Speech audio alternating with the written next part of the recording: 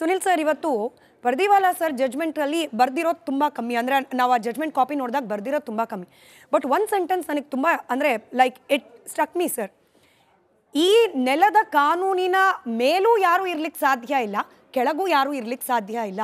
No matter ವ್ಯಕ್ತಿ ಎಷ್ಟೇ ದೊಡ್ಡವನಾದರೂ ಸರಿ, ಚಿಕ್ಕವನಾದರೂ ಸರಿ, ನ್ಯಾಯ ಅನ್ನೋದು ಎಲ್ಲರಿಗೂ ಸಮಾನವಾದದ್ದು ಅನ್ನೋದನ್ನು ಬಹಳ ಸ್ಪೆಸಿಫಿಕಲಿ ಮೆನ್ಷನ್ ಮಾಡಿದ್ದಾರೆ. ಹೀಗೆ ಬರೀಲಿಕ್ಕೆ ಕಾರಣ ಕೂಡ ಇದ್ದೇ ಇದೆ ಸರ್, ಅದನ್ನು ಎಕ್ಸ್ಪ್ಲೇನ್ ಮಾಡ್ಬೋದಾ ವೀಕ್ಷಕರಿಗೆ?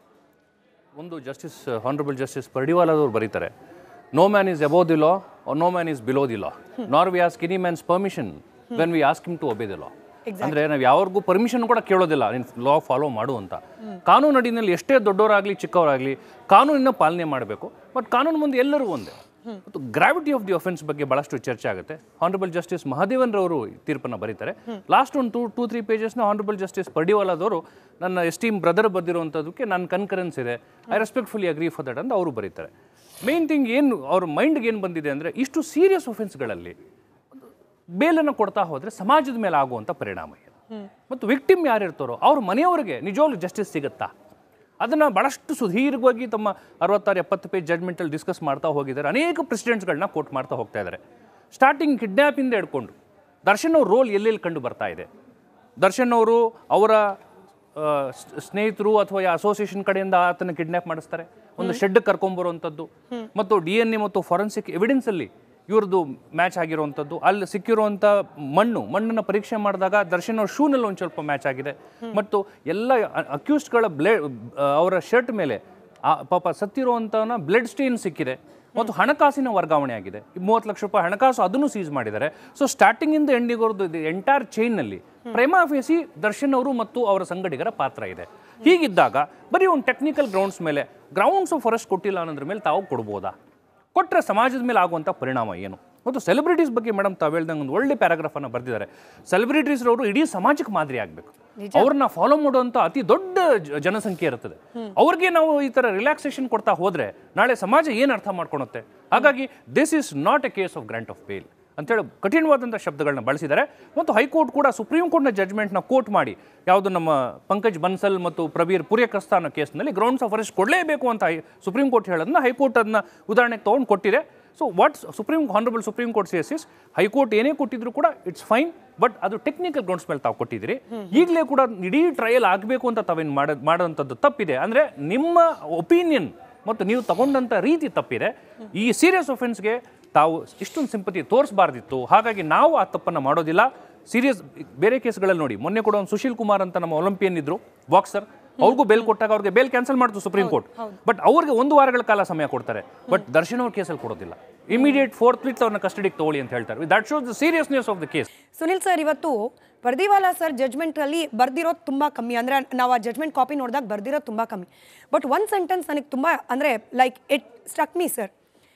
ಈ ನೆಲದ ಕಾನೂನಿನ ಮೇಲೂ ಯಾರೂ ಇರ್ಲಿಕ್ಕೆ ಸಾಧ್ಯ ಇಲ್ಲ, ಕೆಳಗೂ ಯಾರೂ ಇರ್ಲಿಕ್ಕೆ ಸಾಧ್ಯ ಇಲ್ಲ. ನೋ ಮ್ಯಾಟರ್ ವ್ಯಕ್ತಿ ಎಷ್ಟೇ ದೊಡ್ಡವನಾದರೂ ಸರಿ, ಚಿಕ್ಕವನಾದರೂ ಸರಿ, ನ್ಯಾಯ ಅನ್ನೋದು ಎಲ್ಲರಿಗೂ ಸಮಾನವಾದದ್ದು ಅನ್ನೋದನ್ನು ಬಹಳ ಸ್ಪೆಸಿಫಿಕಲಿ ಮೆನ್ಷನ್ ಮಾಡಿದ್ದಾರೆ. ಹೀಗೆ ಬರೀಲಿಕ್ಕೆ ಕಾರಣ ಕೂಡ ಇದ್ದೇ ಇದೆ ಸರ್, ಅದನ್ನು ಎಕ್ಸ್ಪ್ಲೇನ್ ಮಾಡ್ಬೋದಾ ವೀಕ್ಷಕರಿಗೆ? ಒಂದು ಜಸ್ಟಿಸ್ ಹಾನರಬಲ್ ಜಸ್ಟಿಸ್ ಪರ್ಡಿವಾಲಾದವ್ರು ಬರೀತಾರೆ, no man is above the law or no man is below the law, nor we ask any man's permission when we ask him to obey the law. ಅಂದರೆ ನಾವು ಯಾವ್ರಿಗೂ permission ಕೂಡ ಕೇಳೋದಿಲ್ಲ ನೀನು ಲಾ follow ಮಾಡು ಅಂತ. ಕಾನೂನು ಅಡಿನಲ್ಲಿ ಎಷ್ಟೇ ದೊಡ್ಡವರಾಗಲಿ ಚಿಕ್ಕವರಾಗಲಿ ಕಾನೂನಿನ ಪಾಲನೆ ಮಾಡಬೇಕು. ಬಟ್ ಕಾನೂನು ಮುಂದೆ ಎಲ್ಲರೂ ಒಂದೇ. ಮತ್ತು ಗ್ರಾವಿಟಿ ಆಫ್ ದಿ ಅಫೆನ್ಸ್ ಬಗ್ಗೆ ಭಾಳಷ್ಟು ಚರ್ಚೆ ಆಗುತ್ತೆ. ಹಾನರಬಲ್ ಜಸ್ಟಿಸ್ ಮಹಾದೇವನ್ ರವರು ತೀರ್ಪನ್ನು ಬರೀತಾರೆ. ಲಾಸ್ಟ್ ಒಂದು 2-3 ಪೇಜಸ್ನ ಹಾನರಬಲ್ ಜಸ್ಟಿಸ್ ಪರ್ಡಿವಾಲಾದವರು ನನ್ನ ಎಸ್ಟೀಮ್ ಬ್ರದರ್ ಬರೆದಿರುವಂಥದ್ದಕ್ಕೆ ನನ್ನ ಕನ್ಕರೆನ್ಸ್ ಇದೆ, I respectfully agree for that ಅಂತ ಅವರು ಬರೀತಾರೆ. ಮೇನ್ ಥಿಂಗ್ ಏನು ಅವ್ರ ಮೈಂಡ್ಗೆ ಏನು ಬಂದಿದೆ ಅಂದರೆ, ಇಷ್ಟು ಸೀರಿಯಸ್ ಒಫೆನ್ಸ್ಗಳಲ್ಲಿ ಬೇಲನ್ನು ಕೊಡ್ತಾ ಹೋದರೆ ಸಮಾಜದ ಮೇಲೆ ಆಗುವಂಥ ಪರಿಣಾಮ ಏನು, ಮತ್ತು ವಿಕ್ಟಿಮ್ ಯಾರಿರ್ತಾರೋ ಅವ್ರ ಮನೆಯವರಿಗೆ ನಿಜವಾಗ್ಲೂ ಜಸ್ಟಿಸ್ ಸಿಗುತ್ತಾ, ಅದನ್ನು ಭಾಳಷ್ಟು ಸುದೀರ್ಘವಾಗಿ ತಮ್ಮ 66-70 ಪೇಜ್ ಜಡ್ಜ್ಮೆಂಟಲ್ಲಿ ಡಿಸ್ಕಸ್ ಮಾಡ್ತಾ ಹೋಗಿದ್ದಾರೆ. ಅನೇಕ ಪ್ರೆಸಿಡೆಂಟ್ಸ್ಗಳನ್ನ ಕೋಟ್ ಮಾಡ್ತಾ ಹೋಗ್ತಾ ಇದ್ದಾರೆ. ಸ್ಟಾರ್ಟಿಂಗ್ ಕಿಡ್ನ್ಯಾಪಿಂದ ಹಿಡ್ಕೊಂಡು ದರ್ಶನ್ ಅವ್ರ ರೋಲ್ ಎಲ್ಲೆಲ್ಲಿ ಕಂಡು ಬರ್ತಾ ಇದೆ, ದರ್ಶನ್ ಅವರು ಅವರ ಸ್ನೇಹಿತರು ಅಥವಾ ಅಸೋಸಿಯೇಷನ್ ಕಡೆಯಿಂದ ಆತನ ಕಿಡ್ನ್ಯಾಪ್ ಮಾಡಿಸ್ತಾರೆ, ಒಂದು ಶೆಡ್ ಕರ್ಕೊಂಬರುವಂಥದ್ದು, ಮತ್ತು DNA ಮತ್ತು ಫಾರೆನ್ಸಿಕ್ ಎವಿಡೆನ್ಸಲ್ಲಿ ಇವ್ರದ್ದು ಮ್ಯಾಚ್ ಆಗಿರುವಂಥದ್ದು, ಅಲ್ಲಿ ಸಿಕ್ಕಿರುವಂಥ ಮಣ್ಣನ್ನು ಪರೀಕ್ಷೆ ಮಾಡಿದಾಗ ದರ್ಶನ್ ಅವ್ರ ಶೂನಲ್ಲಿ ಒಂದು ಸ್ವಲ್ಪ ಮ್ಯಾಚ್ ಆಗಿದೆ, ಮತ್ತು ಎಲ್ಲ ಅಕ್ಯೂಸ್ಡ್ಗಳ ಅವರ ಶರ್ಟ್ ಮೇಲೆ ಪಾಪ ಸತ್ತಿರುವಂಥವನ್ನ ಬ್ಲಡ್ ಸ್ಟೇನ್ ಸಿಕ್ಕಿದೆ, ಮತ್ತು ಹಣಕಾಸಿನ ವರ್ಗಾವಣೆ ಆಗಿದೆ. 30 ಲಕ್ಷ ರೂಪಾಯಿ ಹಣಕಾಸು ಅದನ್ನು ಸೀಸ್ ಮಾಡಿದ್ದಾರೆ. ಸೊ ಸ್ಟಾರ್ಟಿಂಗ್ ಇಂದ ಎಂಡಿಗೋರ್ದು ಎಂಟೈರ್ ಚೈನ್ನಲ್ಲಿ ಪ್ರೈಮಾ ಫೇಸಿ ದರ್ಶನ್ ಅವರು ಮತ್ತು ಅವರ ಸಂಗಡಿಗರ ಪಾತ್ರ ಇದೆ. ಹೀಗಿದ್ದಾಗ ಬರೀ ಒಂದು ಟೆಕ್ನಿಕಲ್ ಗ್ರೌಂಡ್ಸ್ ಮೇಲೆ ಗ್ರೌಂಡ್ಸ್ ಆಫ್ ಅರೆಸ್ಟ್ ಕೊಟ್ಟಿಲ್ಲ ಅನ್ನೋದ್ರ ಮೇಲೆ ತಾವು ಕೊಡ್ಬೋದಾ? ಕೊಟ್ಟರೆ ಸಮಾಜದ ಮೇಲೆ ಆಗುವಂಥ ಪರಿಣಾಮ ಏನು? ಮತ್ತು ಸೆಲೆಬ್ರಿಟೀಸ್ ಬಗ್ಗೆ ಮೇಡಮ್ ತಾವು ಹೇಳ್ದಂಗೆ ಒಂದು ಒಳ್ಳೆ ಪ್ಯಾರಾಗ್ರಾಫನ್ನು ಬರೆದಿದ್ದಾರೆ. ಸೆಲೆಬ್ರಿಟೀಸ್ರವರು ಇಡೀ ಸಮಾಜಕ್ಕೆ ಮಾದರಿ ಆಗಬೇಕು. ಅವ್ರನ್ನ ಫಾಲೋ ಮಾಡುವಂಥ ಅತಿ ದೊಡ್ಡ ಜನಸಂಖ್ಯೆ ಇರ್ತದೆ. ಅವ್ರಿಗೆ ನಾವು ಈ ಥರ ರಿಲ್ಯಾಕ್ಸೇಷನ್ ಕೊಡ್ತಾ ಹೋದರೆ ನಾಳೆ ಸಮಾಜ ಏನು ಅರ್ಥ ಮಾಡ್ಕೊಳುತ್ತೆ? ಹಾಗಾಗಿ this is not a case of grant of bail ಅಂತೇಳಿ ಕಠಿಣವಾದಂಥ ಶಬ್ದಗಳನ್ನ ಬಳಸಿದ್ದಾರೆ. ಮತ್ತು ಹೈಕೋರ್ಟ್ ಕೂಡ ಸುಪ್ರೀಂ ಕೋರ್ಟ್ನ ಜಡ್ಜ್ಮೆಂಟ್ನ ಕೋರ್ಟ್ ಮಾಡಿ ಯಾವುದು ನಮ್ಮ ಪಂಕಜ್ ಬನ್ಸಲ್ ಮತ್ತು ಪ್ರಬೀರ್ ಪುರಿಯಕಸ್ತಾನ ಕೇಸ್ನಲ್ಲಿ ಗ್ರೌಂಡ್ಸ್ ಆಫ್ ಅರೆಸ್ಟ್ ಕೊಡಲೇಬೇಕು ಅಂತ ಸುಪ್ರೀಂ ಕೋರ್ಟ್ ಹೇಳೋದನ್ನ ಹೈಕೋರ್ಟ್ ಅದನ್ನ ಉದಾಹರಣೆಗೆ ತೊಗೊಂಡು ಕೊಟ್ಟಿದೆ.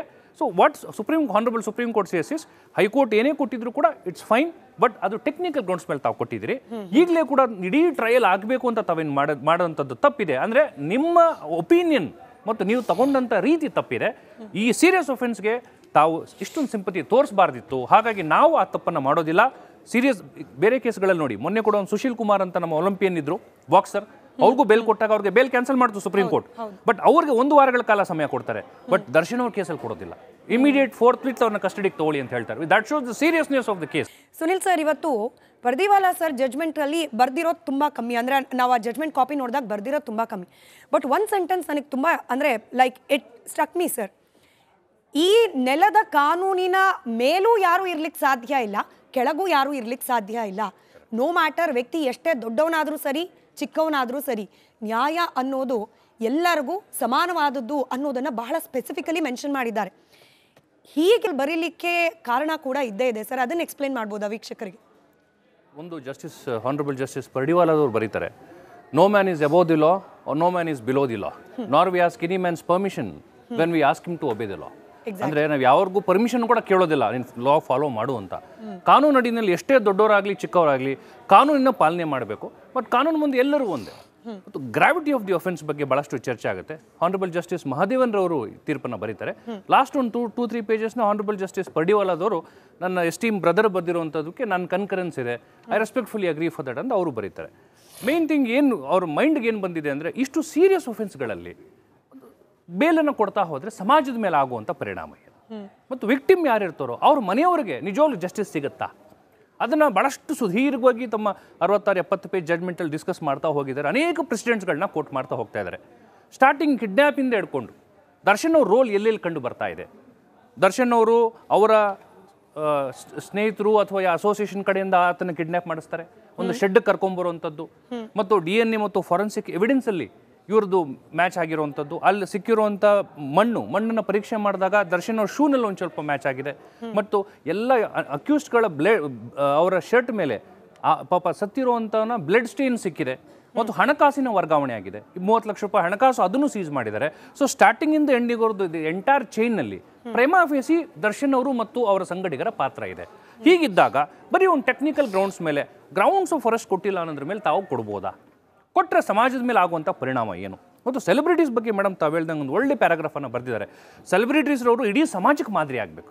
ಅವ್ರನ್ನ ಫಾಲೋ ಮಾಡುವಂಥ ಅತಿ ದೊಡ್ಡ ಜನಸಂಖ್ಯೆ ಇರ್ತದೆ. ಅವ್ರಿಗೆ ನಾವು ಈ ಥರ ರಿಲ್ಯಾಕ್ಸೇಷನ್ ಕೊಡ್ತಾ ಹೋದರೆ ನಾಳೆ ಸಮಾಜ ಏನು ಅರ್ಥ ಮಾಡ್ಕೊಳುತ್ತೆ? ಹಾಗಾಗಿ this is not a case of grant of bail ಅಂತೇಳಿ ಕಠಿಣವಾದಂಥ ಶಬ್ದಗಳನ್ನ ಬಳಸಿದ್ದಾರೆ. ಮತ್ತು ಹೈಕೋರ್ಟ್ ಕೂಡ ಸುಪ್ರೀಂ ಕೋರ್ಟ್ನ ಜಡ್ಜ್ಮೆಂಟ್ನ ಕೋರ್ಟ್ ಮಾಡಿ ಯಾವುದು ನಮ್ಮ ಪಂಕಜ್ ಬನ್ಸಲ್ ಮತ್ತು ಪ್ರಬೀರ್ ಪುರಿಯಕಸ್ತಾನ ಕೇಸ್ನಲ್ಲಿ ಗ್ರೌಂಡ್ಸ್ ಆಫ್ ಅರೆಸ್ಟ್ ಕೊಡಲೇಬೇಕು ಅಂತ ಸುಪ್ರೀಂ ಕೋರ್ಟ್ ಹೇಳೋದನ್ನ ಹೈಕೋರ್ಟ್ ಅದನ್ನ ಉದಾಹರಣೆಗೆ ತೊಗೊಂಡು ಕೊಟ್ಟಿದೆ. So what honourable supreme court says is high court ಏನೇ ಕೊಟ್ಟಿದ್ರು ಕೂಡ ಇಟ್ಸ್ ಫೈನ್, ಬಟ್ ಅದು ಟೆಕ್ನಿಕಲ್ ಗ್ರೌಂಡ್ಸ್ ಮೇಲೆ ತಾವು ಕೊಟ್ಟಿದ್ದೀರಿ. ಈಗಲೇ ಕೂಡ ಇಡೀ ಟ್ರಯಲ್ ಆಗಬೇಕು ಅಂತ ತಾವೇನು ಮಾಡೋಂಥದ್ದು ತಪ್ಪಿದೆ. ಅಂದರೆ ನಿಮ್ಮ ಒಪಿನಿಯನ್ ಮತ್ತು ನೀವು ತಗೊಂಡಂಥ ರೀತಿ ತಪ್ಪಿದೆ. ಈ ಸೀರಿಯಸ್ ಒಫೆನ್ಸ್ಗೆ ತಾವು ಇಷ್ಟೊಂದು ಸಿಂಪತಿ ತೋರಿಸಬಾರ್ದಿತ್ತು. ಹಾಗಾಗಿ ನಾವು ಆ ತಪ್ಪನ್ನು ಮಾಡೋದಿಲ್ಲ. ಸೀರಿಯಸ್ ಬೇರೆ ಕೇಸ್ಗಳಲ್ಲಿ ನೋಡಿ, ಮೊನ್ನೆ ಕೂಡ ಒಂದು ಸುಶೀಲ್ ಕುಮಾರ್ ಅಂತ ನಮ್ಮ ಒಲಿಂಪಿಯನ್ ಇದ್ರು, ಬಾಕ್ಸರ್, ಅವ್ರಿಗೂ ಬೇಲ್ ಕೊಟ್ಟಾಗ ಅವ್ರಿಗೆ ಬೇಲ್ ಕ್ಯಾನ್ಸಲ್ ಮಾಡ್ತು ಸುಪ್ರೀಂ ಕೋರ್ಟ್. ಬಟ್ ಅವ್ರಿಗೆ 1 ವಾರಗಳ ಕಾಲ ಸಮಯ ಕೊಡ್ತಾರೆ. ಬಟ್ ದರ್ಶನ್ ಅವ್ರ ಕೇಸಲ್ಲಿ ಕೊಡೋದಿಲ್ಲ. ಇಮಿಡಿಯೇಟ್ 4th ವೀಕ್ ಅವ್ರನ್ನ ಕಸ್ಟಡಿಗೆ ತಗೊಳ್ಳಿ ಅಂತ ಹೇಳ್ತಾರೆ.